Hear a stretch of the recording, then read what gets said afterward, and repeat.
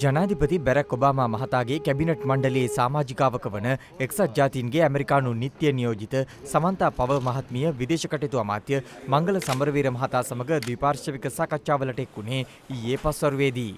We have a long way to go and this is the first time that the people of Sri Lanka ජාතියක් වශයෙන් අප විසින් ඉදිරියට යාම සඳහා තෝරාගෙන ඇත්තේ අභියෝගාත්මක මාවතක්.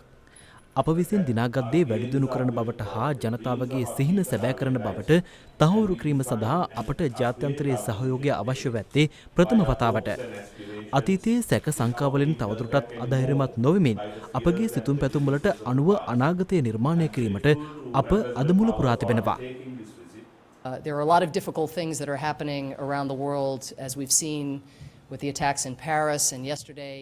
අද ලෝකයේ ගොඩක් ස්ථානවල විවිධ දේ සිදු වෙනවා. පැරිසියේ ප්‍රහාර ඊයේ මාලි රාජ්‍යයේ බැග්දාඩ් නගරවලටත් ප්‍රහාර එල්ල වුණා.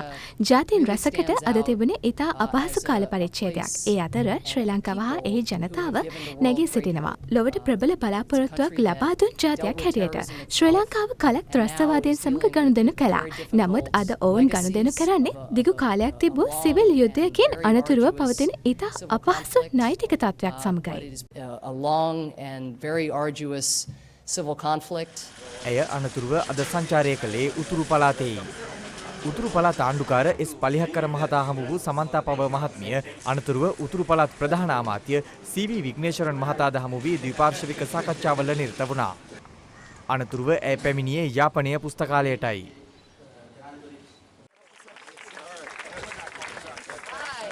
උස්මානියා විද්‍යාලයේ දරුදැරියන් සමග සමන්තා පව මහත්මිය එල්ලේ ක්‍රීඩාවේ නිරත වීමටද කාලය වෙන් කරගත්තා.